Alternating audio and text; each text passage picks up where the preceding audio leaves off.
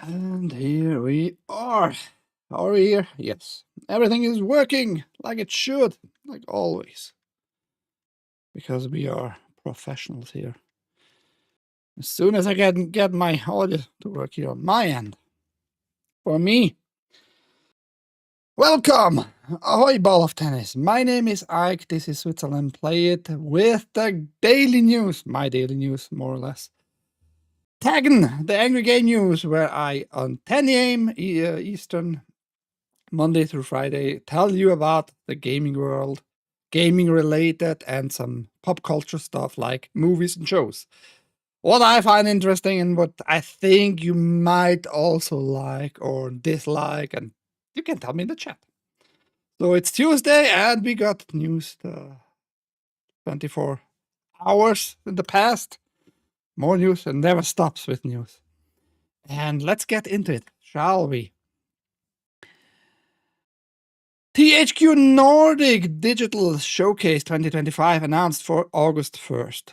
They announced it a little bit early, but I think keep an eye on it. If you like TH Nordic games or TH Nordic in general, you might point that out in your calendar for the 1st of August. They should have done that like a week before that, 2 weeks max, telling us about that. Other than that, no. No.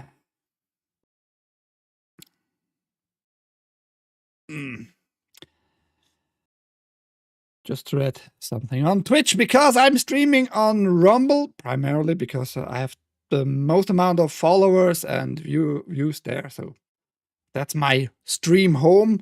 But I'm also streaming on YouTube, Twitch, and Kick. If you want to follow me there, go there on the same channel name, Switzerland.playit. Mind's Eye, they are getting bad news after bad news after bad news, and it seems like they might go nowhere or downhills into oblivion, and maybe nobody will care anymore in about 2 months or so. Who knows? Because Mind's Eye developer Build a Rocket Boy begins layoff process amid the disastrous launch, studio source say. We got an update too. Build a Rocket Boy has confirmed IGN's report that the redundancy process has begun at the studio, issuing a statement that failed to say how many staff may be affected. So this game had a bad start. The whole studio had a bad start with this game. First, they launched it, and the launch was not well received. It doesn't seem to work on consoles very well. Crashes there. Even on PCs, performance is very bad. Glitches all around the places, and one big issue seems to be like the cars. The AI seems to be very, very stupid, making lines on the street, and you can't get your ass not through the lines and all that shit. It's crazy. And they put out, after a disastrous launch, some emergency patches, but it seems like people still not happy. And they already started with layoffs. This game is not even like 3 weeks old, really. And already they're starting layoffs. Ah, that's crazy. The statement is published below. We can confirm that we have had to make the painful decision to notify our hardworking team of some internal changes at Build a Rocket Boy. While we are working to reassign roles for as many of those impacted by these changes as possible, sadly, we are initiating a formal consultation process that may result in redundancies. This decision has not been made lightly, and we are committed to handling this process with transparency, fairness, and respect for all employees. We will provide further details to the team over the coming weeks. And this whole article tells you a little bit more about what's going on really there, and connect the IGN stuff too. What I found interesting, now we get those numbers because when I reported after the launch, I didn't know how many people are really working for them, and we got some numbers here this time. One person who asked to remain anonymous in order to protect their career told IGN there's no word yet on exactly how many staff are affected. But the standard 45-day consultation process starts today, June 23rd, which according to UK law is triggered when an employer proposes 100 or more redundancies with a 90-day period. IGN understands Build a Rocket Boy currently has around 300 UK employees with around 200 abroad. So 500 employees in total. Now we have some kind of number, some base we can view this whole issue with Build a Rocket Boy. And yeah, 100 or more. So it could be up to 300, up to, I don't know. It's not a good sign. You publish a game, the game crashes, the game is not very well received. More and more people are disliking it, which I find a little bit sad because I didn't hear any reports by any players, nothing that it is woke or has any kind of that crap in the game. It is really a game that is so bad designed, so horrible performances that nobody wants to play it. The highest peak of the game on the Steam DB, on the Steam database, is around 3,100 players, which is not a good sign, man. That's below Dragon Age Veilguard. So, what can I say? This game might be already dead, and the studio might go bankruptcy. And what interesting case. What an interesting case. Somebody who has way more success, Dune. Dune Awakening sales top 1 million. 1 million sales after, what, 4 weeks now? 5 weeks? Good for them, man. I still haven't played the game. I don't intend to play it in the near future either. But there's another case which looks the other way around. Has a great launch, even pre-launch, regular launch. It almost cracked 100,000 concurrent players, before the game even launched. That is massive. That is crazy. Those are amazing numbers. And after not even 5 weeks or so, we get 1 million sales. That's impressive. Total worldwide sales for open world survival massively multiplayer online game Dune Awakening have surpassed 1 million units, making it Funcom's fastest selling game to date, the company announced. For comparison, it took 1 year for Funcom's 2018 release survival game Conan Exiles to reach 1 million sales. That is a wild comparison and a good one, I think. And Conan Exiles, it's a fun game if you want to build and have like the Conan themed world. But it took 1 year for them to reach 1 million sales. And this one, not even in 5 weeks, 1 million. Good for them. Making money, and they give us a little bit more numbers here. 1 million players awakened, building pieces used. What is that? 121 million pieces used. 66,000, almost 67,000 deaths to sandstorms. I find it interesting that you log all those numbers. And 6,110,000,000 grams of spice consumed. Yeah, go check out the source and check out this little graph here. I find it very, very interesting. Ahoy, Godzilla. Mine's brown eyes. I like the idea of this game, but I probably won't play it either. Of Dune? I mean, visually, it looks nothing too special, I have to say. Like, they didn't make it, in that regard, special. But it seems to be well received, building stuff and gathering stuff, eating spice, dying in sandstorms. People seem to have fun, and good for them. Good for them, good for Funcom making a game that gives them a nice bonus. And it seems like there's no woken shit in it. People receive it very well. So I'm happy for them. I'm happy for them. What can I say? From what I understand, there is a lot more story to Dune versus Conan. Conan was 95% sandbox. Yeah, I mean in Conan you had like pretty much here and there sporadic some pieces of lore, like a little notes where it gives you a little piece of animation, what happened there and all that. And you talk to very, very rarely spread out NPCs. They give you a little bit more lore and all that. Yeah, story wise, you get left alone in Conan. This one seems to have a lot more story, and that might be a big part of the success.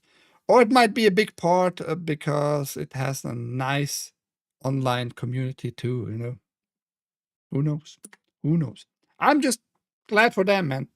It almost reached 190,000 concurrent players, which, given that it sold 1 million units and it has almost 190,000 peak concurrent player, that means like a fifth of all buyers, pretty much, almost a fifth, are online at the same time.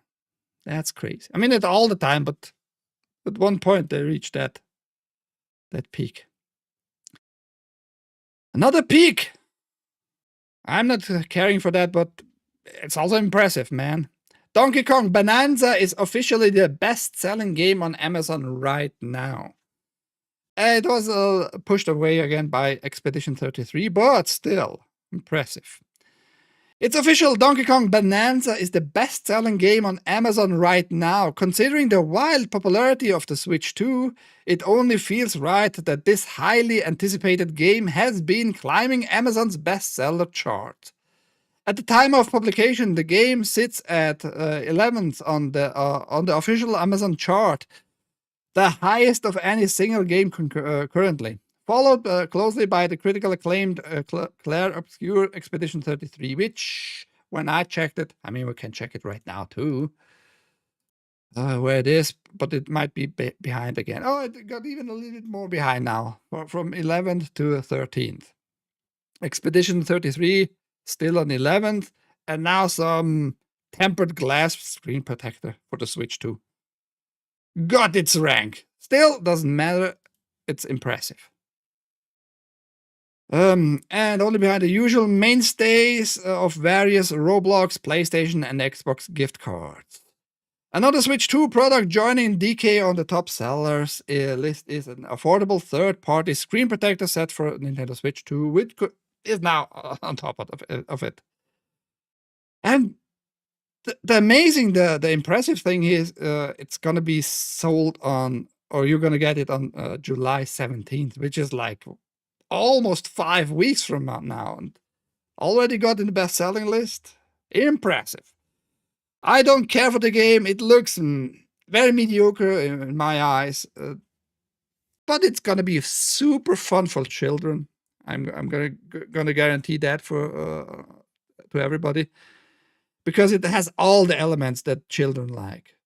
Animals, mixing of animals. Donkey Kong can mix with other animals to fly, to break more stuff, to run faster. He can be a donkey zebra, which is weird, but yeah, a monkey zebra, more or less. It's gonna be fun for children. I don't care. It looks very mediocre to me, but I also don't have a Switch, so what does it matter, right? What does matter for me, or what I find super nice, is this news here. Mario Kart World just launched with Switch 2, but PC gamers are playing Mario Kart 64 instead, thanks to a many-year fan project that doesn't contain Nintendo's original code. So we have another PC port, which makes the game run natively. And what you need is to go to this GitHub page. There's a little software there. But you need also the game, or dump it. You need the ROM. I'm not going to tell you how to get to that ROM, the USA ROM from the N64.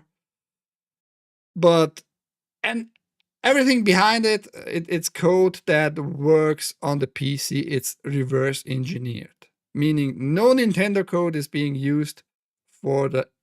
It's not even an emulate. That's the point. It's a literally a native running system, which is amazing.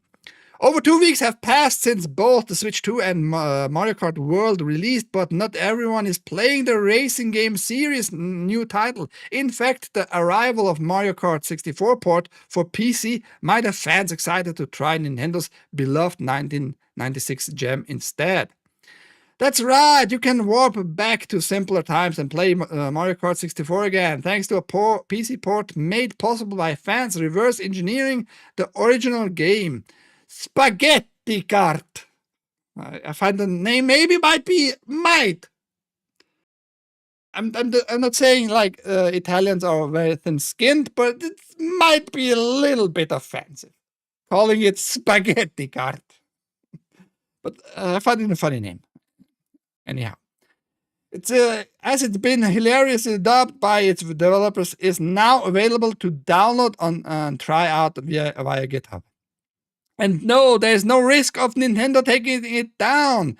That's because the many-year project, as developers describe it, doesn't actually borrow any code from Nintendo 64 game. Rather than utilizing Nintendo's code, the creators behind Spaghetti Kart have used their own clean code. That's why they were able to publicly release the unofficial port. Important to also note, however, is that Spaghetti Kart doesn't feature any of Mario Kart 64 game assets. So if you're interested in giving it a go yourself, you'll have to generate the O2R from a ROM, US copies only, to get the port up and running. Thankfully, the GitHub page details how. I had like the ROM on my hard drive still laying around, the N64 ROM, and it checks it, it gets all the data, it compares it to its own code and all that, and it runs so smooth. I love it. Oi, Big Z. I love it so much.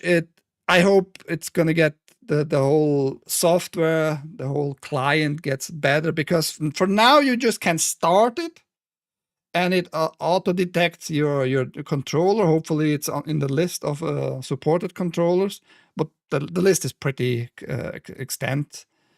And it works right away, man.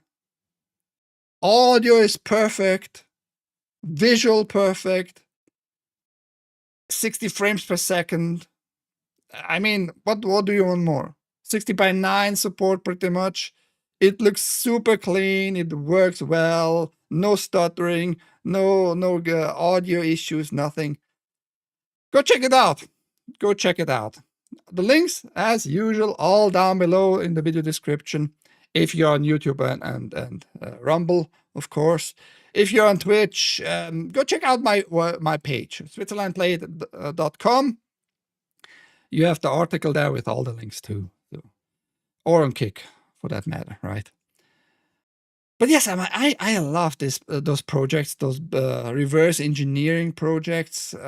They make it happen. It looks super clean. I played actually, not through, unfortunately, because the game I don't like so much. After a while, it got annoying.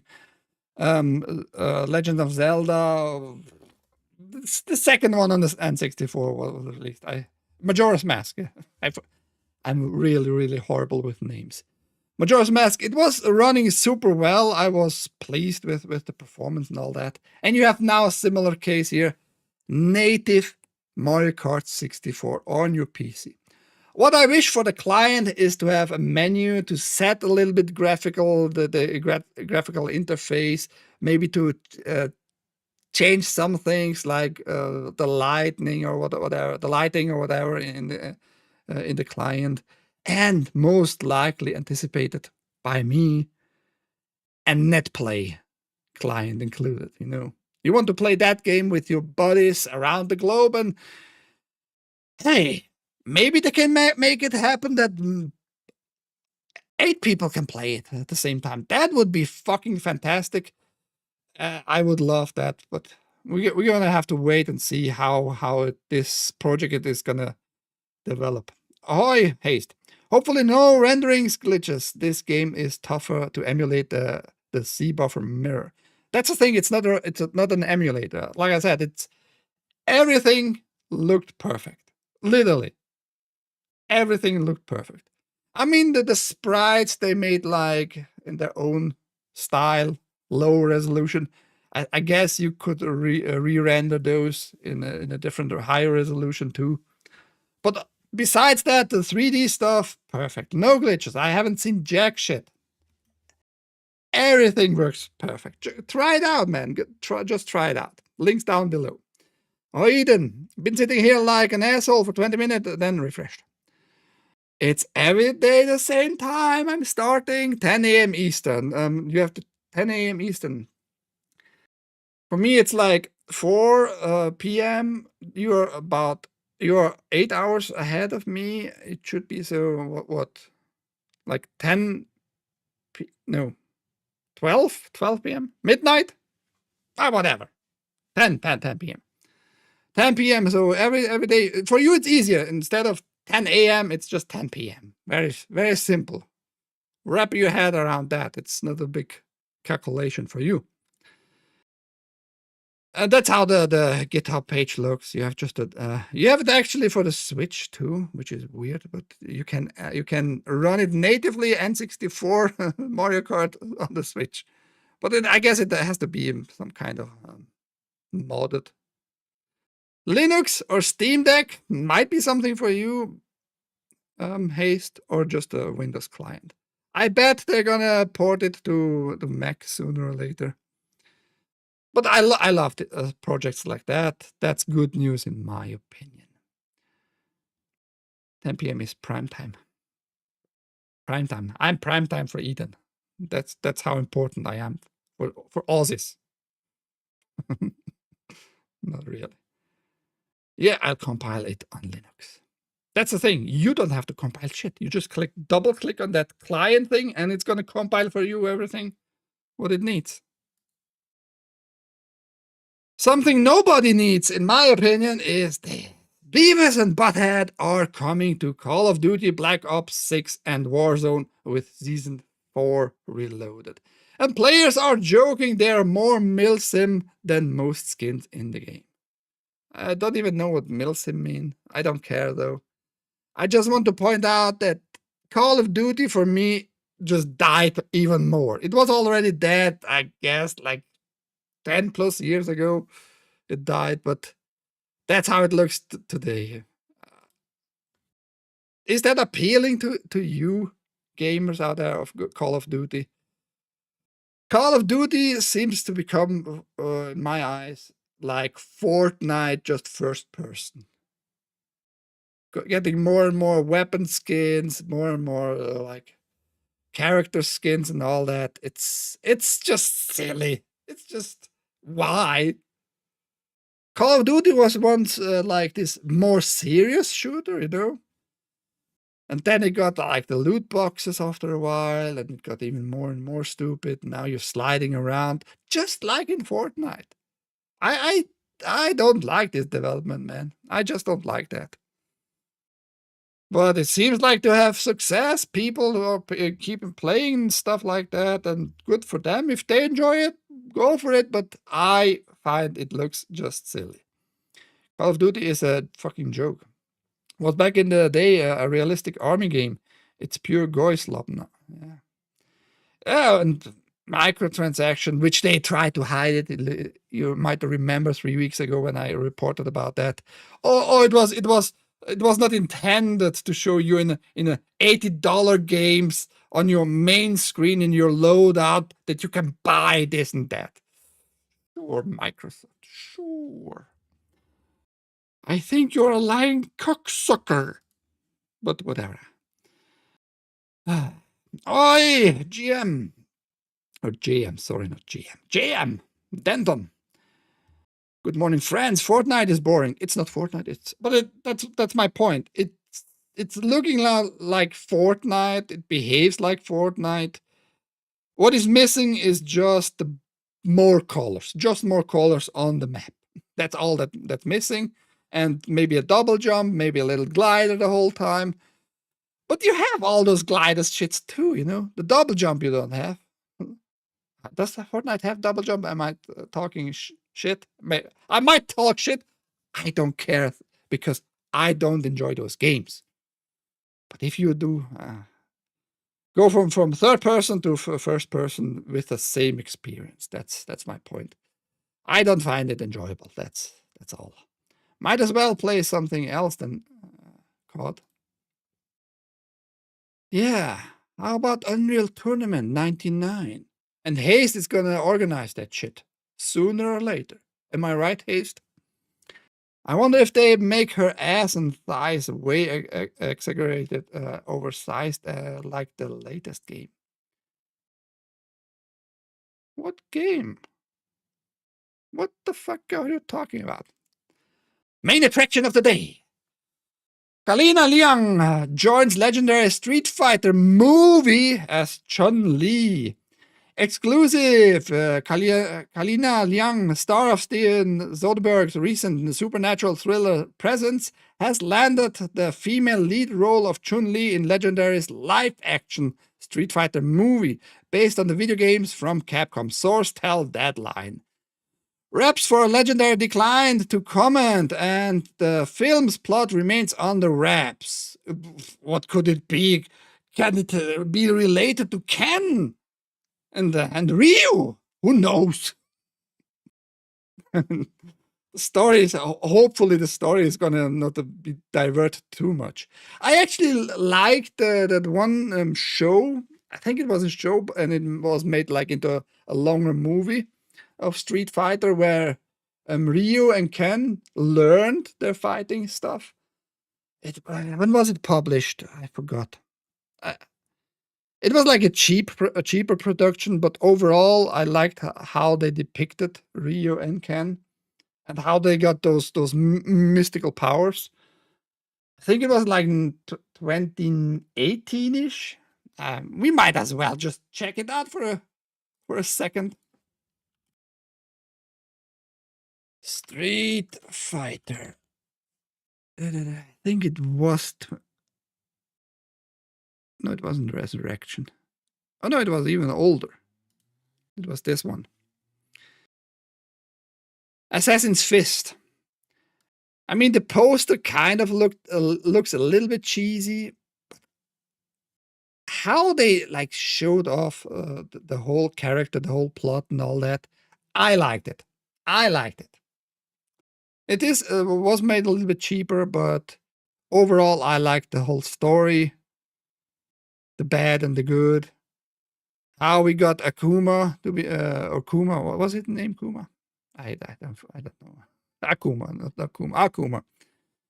How he became Akuma and all that. Is it accurate to the game lore? 100%? Doubtful for sure, but nonetheless, 2014 Street Fighter, ass in fist, like Godzilla calls it, or ass fist. No, don't fist asses. That's gross. Check it out if you want. I enjoyed it. It's a longer thing, 2.5 hours or something like that. Where the heck was I? The plot remains under wraps. One of the most iconic characters of the franchise, Chun-Li, is a skilled martial artist and Interpol officer who first appeared in Street Fighter II in 1991. Liang joins as a cast that includes previously announced Andrew Koji, Noah Centineo, Jason Momoa. Oh, fucking hell. I hate that pedo. Yeah, you heard me right. I called him a pedo. You heard me right. And I have my reasons.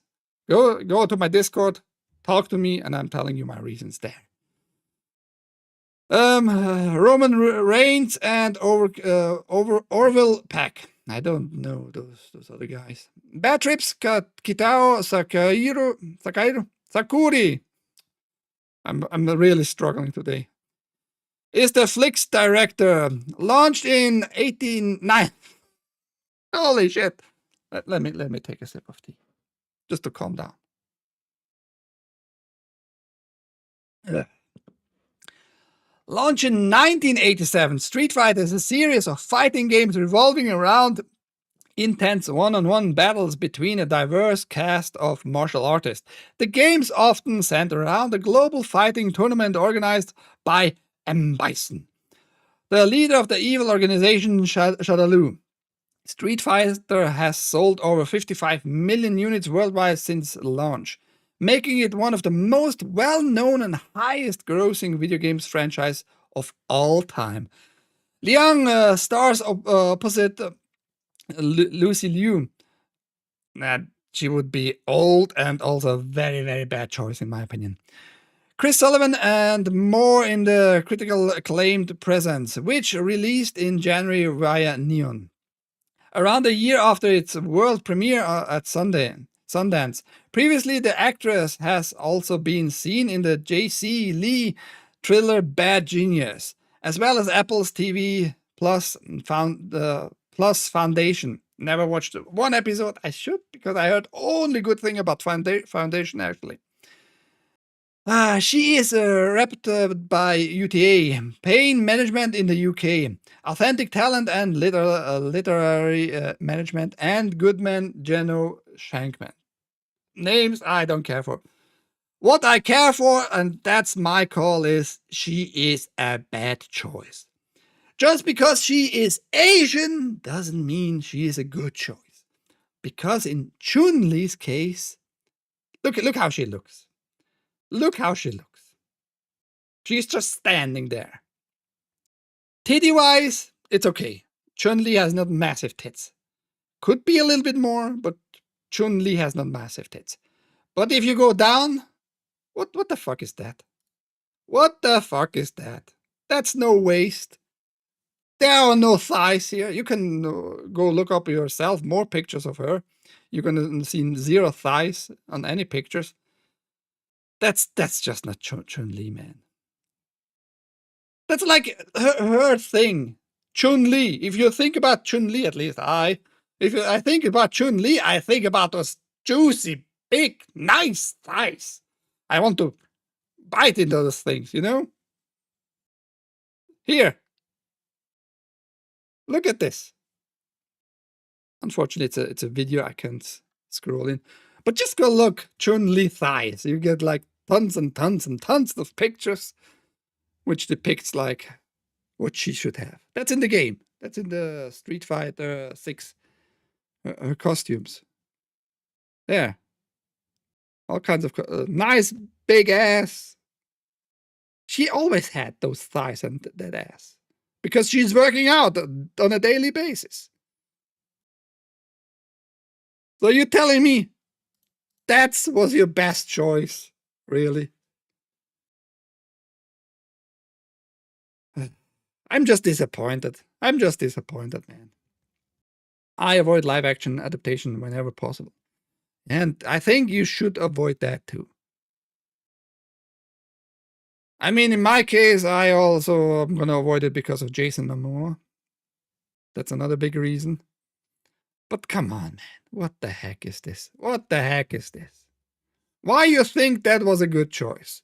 And I haven't played Street Fighter since, I guess Street Fighter 4 was my last one, really. I played a little bit Street Fighter X, TAGN a little bit. A little tiny bit. But you destroyed this movie already for me, man. Why? Why you do that shit? Everybody knows how Chun-Li should look like below her waist. You're stupid. He's a big Como. 90% of video game movies sucks terrible bad. Yeah, that's true too. Most Asian girls aren't super curvy. I don't know about that. No, there are not Asian girls out there with curves, man. Come on. That is too big. No, that's Chun-Li. That's literally Chun-Li. That's Chun-Li. Go watch like Street Fighter 2. Chun-Li, actually. She has those nice big thighs. That's her. Why she is able to do those nice kicks, because she's training, and she needs to have a little bit more boobies. That's all I'm saying. No, no, no, not her. This one. Her head is way too big. her head is also way too big, by the way. But yeah, there we are, man. Another company tries to destroy a game movie adaptation right off the get-go. Sad, sad, sad. So sad. I like the SMB movie. SMB? What the fuck, SMB? What? SMB? I'm blanking on that. SMB? Tell me. But I haven't watched a game movie in a long time. I was my last. What? It was my last. Which one? There are both statistically, most Asian girls are very petite. They are small, and Chun-Li is small. Chun-Li is smaller. Chun-Li is smaller. Doesn't change the proportion of thighs.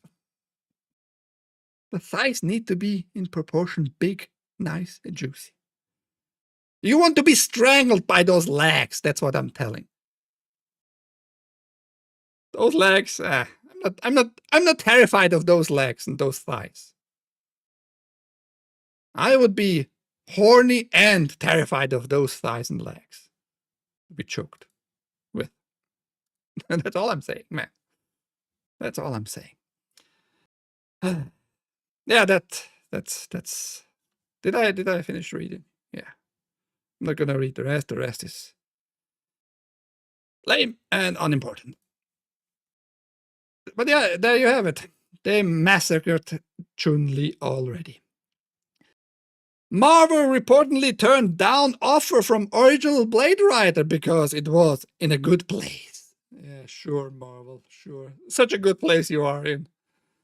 Before the MCU reboot was shelved indefinitely, they said, "We love you, but we think we've cracked it now."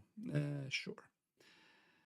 So the original writer of Blade 1, 2, and 3, the manager went to Marvel, called them, and yeah, there's a story behind it now. Original Blade franchise writer David S. Goyer says Marvel didn't reach out during the troubled production of their possibly cancelled Blade reboot. Yeah, we still don't really know. Is it cancelled or not? Is it? We don't know. I wasn't even really thinking about it, but then I had my agent call Marvel and say, "Do you guys need any help?" And they said, "We love you, but we think we've cracked it now. And we are in a good place." Goyer told Variety. The screenwriter wrote Blade 2 in addition to writing and directing Blade Trinity. And then the latest thing happened. And so, no, they haven't contacted me. Here's the timeline. Blade was first announced at San Diego Comic-Con in 2019 with Mahershala Ali set to star. In 2022, the movie entered production, whatever that means, really, with filming slated to begin in October and Bassam Tariq set to direct. That July, Kevin Feige announced at San Diego Comic-Con that Blade would be released in November 2023 as part of Marvel's Phase 5. Yeah, that didn't happen, did it? As of June 2024, the film had lost 2 directors, was on its 7th or 8th writer, or we don't know, and was eyeing a 2026 release date. In October 2024, the Blade was yanked from Marvel's release calendar. Given how much trouble the production has had, it's a little wild to think that they would say no to Goyer's offer, let alone not reach out in the first place. Yeah, so they announced it 2019. They told us somehow, yeah, it's in production in 2022. Burned out 7 or 8 writers, 2 directors somehow. And the release date was then from 2023, just indefinitely, like Yeah, it's still gonna release. We don't know when though. And they have the audacity to tell the original Blade writer, yeah, we don't need your help. We are good. Thank you. We love you, but we are good, man. We are way better than you think. I don't think you're good at all. You might cancel this movie already. And by the way, who the heck called for a reboot, for kind of a remake or whatever you're doing? Because we also don't know what you're doing, right? Is it a reboot? Is it the old Blade? Is it gonna integrate it into the Marvel universe? We all don't know that really. But they have the audacity to turn down such a good offer. Because this guy probably wanted not his legacy to be destroyed by Marvel's newer universe stuff, you know. And Blade has had an appearance in the Deadpool and Wolverine, you know. He was good there. Wesley Snipes is old. He can move like he could move 20 plus years ago. So he's not gonna play the new Blade either ever again, I guess. Just let it be, man. We don't need to reboot for everything. Just saying. We don't need reboots and remakes and sequels for everything. And there you have it, man. They are in a bad position. We have no release date, but they are being cocky and telling original writers that they are good. They are good. I don't believe them. I don't believe jack shit what they're telling us. First Blade was great. I liked all three of them. I mean, Trinity very forgettable, right? But I liked all three of them. What might be not super forgettable because it was a beloved game and that's why you can have this remaster. System Shock 2 25th anniversary remaster for PS5, Xbox Series, PS4, Xbox One, and Switch delayed to first 2 weeks of July. So they wanted to release it this week, but they need a little bit more time, and that's a bad sign, though, that you realize it now. like in the week you supposedly wanted to release it, you find out, oh, it's not working very well on consoles we wanted to release on. It has some troubles. Let's move it like 2 weeks ahead. Take your fucking time to make working games, please. Here's the full message from Night Dive Studios on the delay. We have encountered issues that have prevented us from launching System Shock 2 25th Anniversary Remaster on consoles, including Xbox, Switch, and PlayStation, on June 26th, as originally intended. We're currently working to address these issues as quickly as possible. Because of this, we've made the difficult decision to proceed with the game's release on PC platforms. Steam, GOG, Epic Humble on June 26th, with the console release now target the first 2 weeks of July. We'll update everyone as soon as we have a set launch date for consoles. That's just not a good sign, man. That's just not a good sign that you tell me you wanted to release it on all those platforms, but now in the same week you're going to release it for PC. Something went wrong. Why, man? Just take your time. Just take your time. I enjoyed the Blade 2 and 3, but I did start going down a hill. Ryan Reynolds was a bad choice for 3.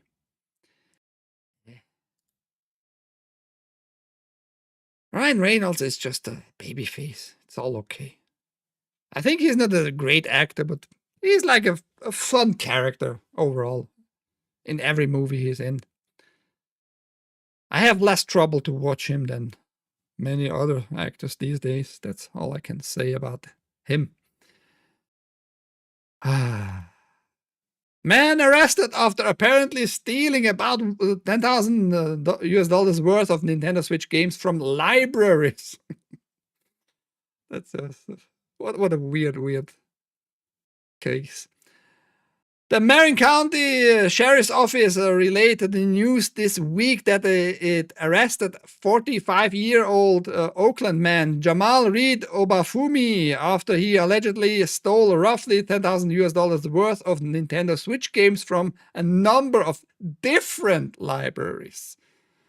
So he went on a library theft around here.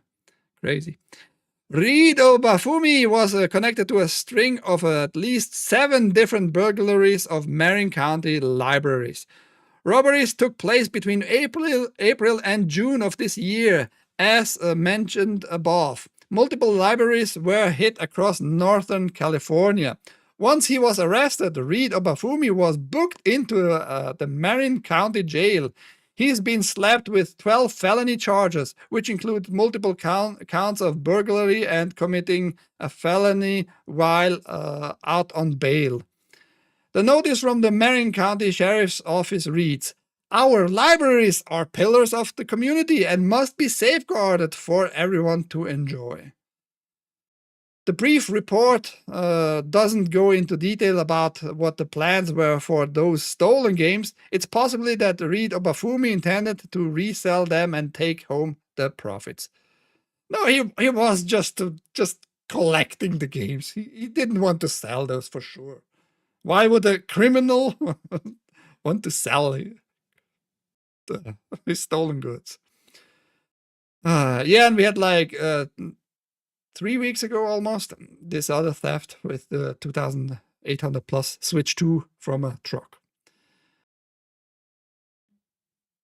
Yeah, why the fuck you stealing from libraries?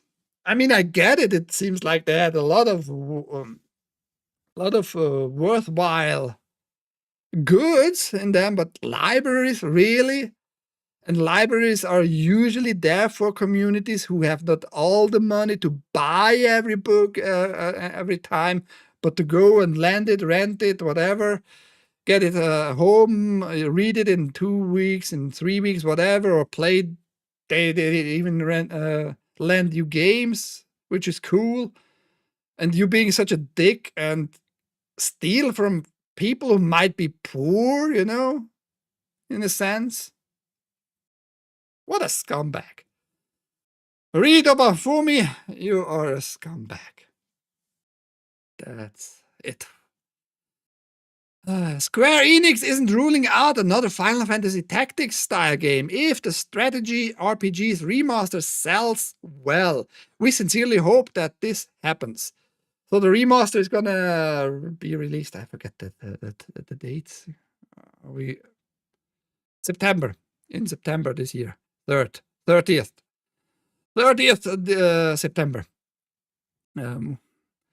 We've had to wait years to play Final Fantasy Tactics on modern platforms, though the wait for another strategy RPG like it might not be as long if the upcoming remaster, The Evelys Chronicles, does well. I reported on that a little bit 2 weeks ago or something. Speaking to Inverse, director Katsutoya Mahiro tackles a question over whether Final Fantasy could return to Tactics for the Tactics format one day, essentially an RPG with added strategy elements like OG director Yasumi Matsuno's other works like Tactics Ogres. The answer is a cautious yes, with obvious caveats. So much news. I am going 1 hour. I'm trying to fill 1 hour, man. I'm giving you like hopefully good news. That's all I want to do, man. I want to give you good news. Caveat.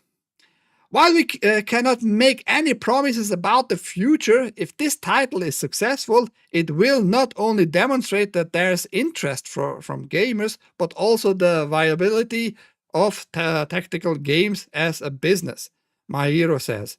Such success will surely pave the way for the release of new tactics titles that follow the Evelys Chronicles. We sincerely hope that this happens. And the article goes just a little bit more into the past and what they hope for the future. I never played it, but I hope they have some kind of success because it was a beloved game in certain circles, and the remaster might have good success, and it's going to be released on GOG 2. That was at least the last stand I got on it. It might not be successful though. I hope very much it's going to be successful because good games need to be spread out. Oh, good, it's September. I've already bought too many games. I would buy FF Tactics again, if for nothing else, to cut down on the loading time. I loved Blade when I was a kid. I remember going online to try to win the car. Car winning? Tell me more about that. No, not sure what you're telling us. Now we have a few minutes left. Is it on GOG already like displayed? By the way, summer sale still going on GOG. Go check it out. You might find a game you want to buy for way cheaper than usual. I hate GOG, their search shit. No, they have nothing here yet. They have nothing here yet. But I guess it's going to be approximately like $30, maybe 40, something like that. Hopefully not above 40. Otherwise, it might the success might be mitigated there. I wish all the success for mainly for the fans. And if they get a signal that people want more of those games, they're going to make more of those games. Very simple. And you rarely can put Vogue in tactical strategy games, right? I mean, not that they might not try it, but I'm just saying it's a little bit harder to do in such a game. A little bit. There was a sweepstake for Blade in 94 or 95. Blade 1 came out in 98. 98? You sure? Yeah, I mean, it might be 98-ish. Blade 98 official release. Yeah. Man, it's a good movie. It's in many regards like a cheesy movie, but overall, as a youngster, I loved the blood effects. I found them like, whoa, look at this floating blood at the end. Oh, and this guy just got killed, but holy shit, he's gonna take the blood back to him. Just looked amazing. And those effects don't hold up too well these days. Dragon Quest III Remake was expensive, like 50, 60 bucks. Ooh, yeah. That's not gonna make me buy. Okay, it was a remake or a remaster, because remaster usually are cheaper to produce because you don't need to make the story. You don't need the new writing, right? You might even take from the original the audio, if the audio was like well done, meaning sound effects and all that in good quality. You just can port them over pretty much, and the geometry of the game, like the buildings, all that, you might port that over and just plaster it with new textures and all that. So remaster are a little bit different than remakes. HD remaster, yeah, that's a tough fucking price to ask for, 50, 60 bucks for a remaster. But yeah, that's where we are, man. Resident Evil 9 already looks set for massive success as it hits significant wishlist milestone. I'm not going to read out the whole article here at all. I just want to point out that they think that's a milestone, that it's going to be on wish lists by people. I don't think wish lists mean a lot, because how many of those people who put games on their wish list are going to buy it? That's literally what it says. I wish for it. Not I'm gonna buy it right away. It's not a I'm gonna buy it right away list. It's a wish list. I mean, 1 million on the wish list, 1 million times on the wish list is not bad. I'm gonna admit it's not bad. If it's gonna be like only 10% of those buying it right away on release, it's gonna be a nice launch on release date, the same date when it's gonna be released. 100,000 buyers. If that would be the case, it's gonna be a massive success for sure. And despite like we had the articles calling it, oh, they all look the same. Those characters, those protagonists, and all that. Fuck off. It's gonna be fine if the story is good, if the gameplay is fine, if the audio, if the music is good. I don't care if she looks a little bit similar to older characters in video games. Whatever, dude. I just wanted to point out it seems to be people are waiting for it though. People are waiting for it, and I liked 7. I liked way more 8, and hopefully they go with a trend of good games on Capcom with the 9th installment. I might buy it. Who knows? Who knows? Not on the full price, but on sale. Would bang 7 out of 10. Yeah, she has curves. When you watch the trailer, we watched the trailer here. On next day it was released. She has curves. She has a nice rack. You know, everything fine. Her face looks okay. I don't know what people are complaining. What the fuck is that? What do you mean? Eden is not happy. Just because you might have bigger tits, Eden, doesn't mean you have to fucking be mean to other girls. I'm not sure about this game. Yeah, I mean, the trailer looks fine. Everything in the trailer actually looks, in my opinion, fine. It looks very sterile, like everything looks a little bit bland at the beginning.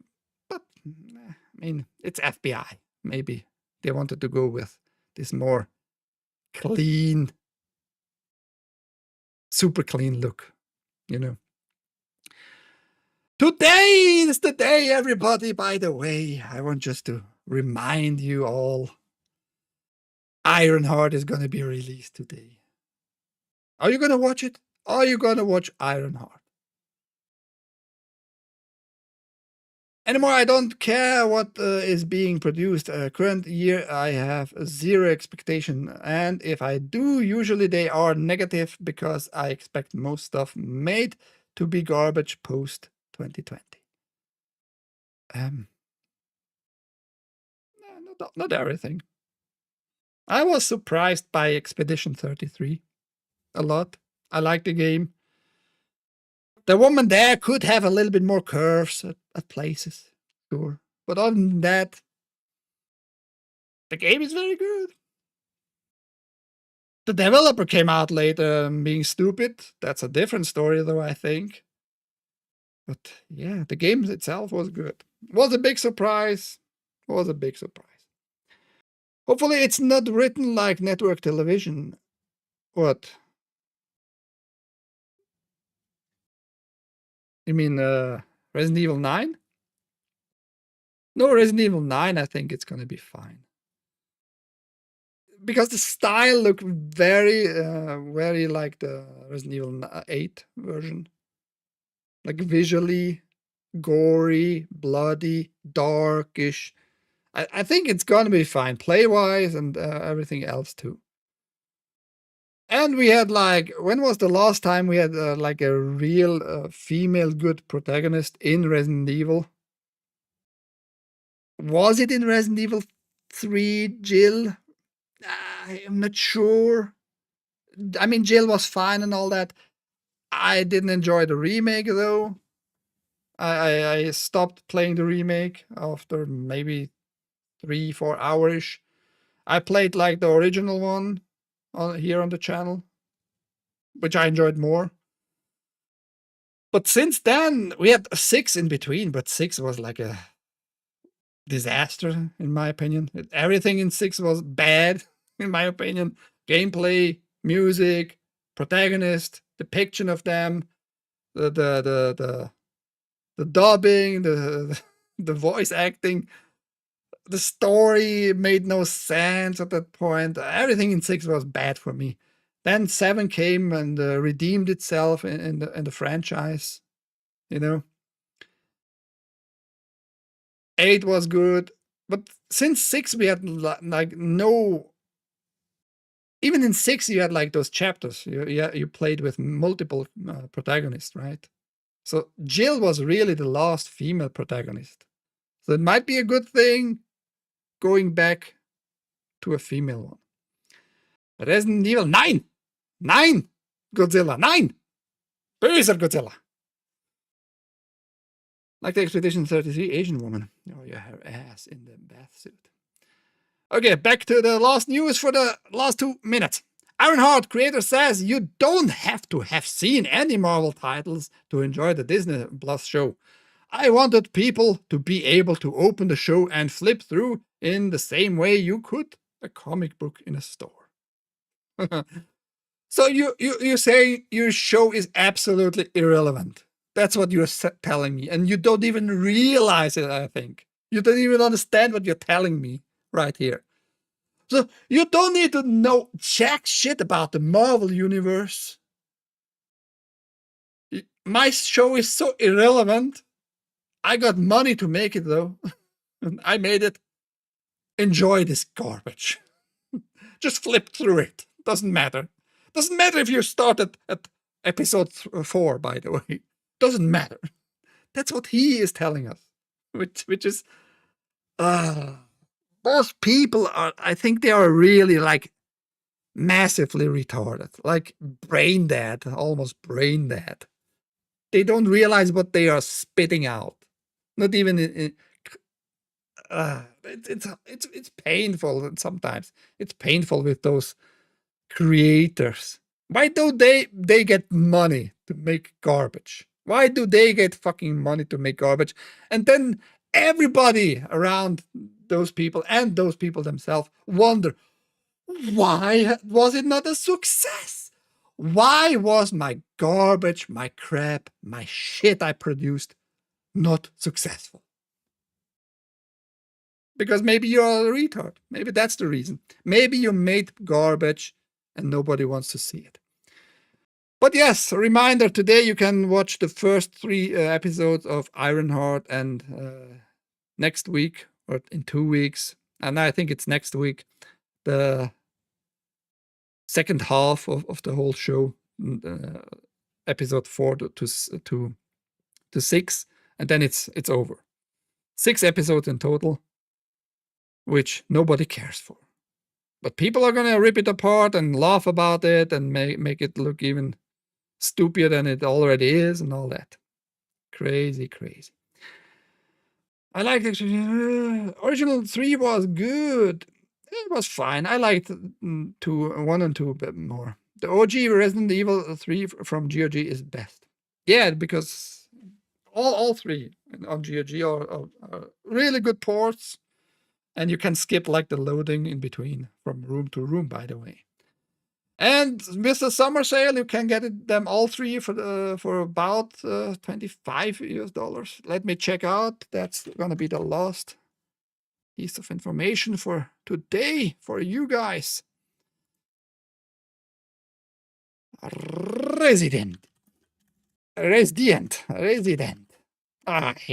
hate GOG search. Fuckers. $25.44 right now. 20% off. It's a good price. It's a good price. What can I say? You should maybe go get it. It's a good port. It works well, plays well, sounds good. Good port. Remains very original, actually. Yeah, well, everybody, that was it for today. I hope you enjoyed my little screaming from time to time. We had exactly 0 viewers on YouTube. I'm not advocating to go over on YouTube, but I don't know how to grow on YouTube. I'm very bad at marketing myself and all that shit. On Twitch, we had at least some graphic designers telling me I should contact them. that was funny, kinda. But I hope you got some interesting news in your head now, and you're gonna be hopefully reminded that I'm telling you every day from 10 a.m. on, Monday through Friday, news on the Angry Game News here on Switzerland Play It. Mainly on Rumble, YouTube, Twitch, or Kick. Go check it out. Go follow there if you have an account there. Just follow. Maybe you're gonna trigger some algorithms. I don't know. It might help me though. That's all I'm saying. But other than that, I love the chat. It was very full. Mainly Godzilla and later on Haste. And Eden was annoyed about some mini titties or smaller titties. For some reason, she was upset about that, I think. I was upset about that. About that. That's what made me upset today. So yeah, there you have it, guys. I hope you can enjoy the rest of your day in good news manner. Check out my page, switzerland.playit.com, and follow me everywhere I am. On X, on Gab too. All the links down below, all the articles down below. Thank you for being around. I'm going to see you tomorrow. Bye-bye.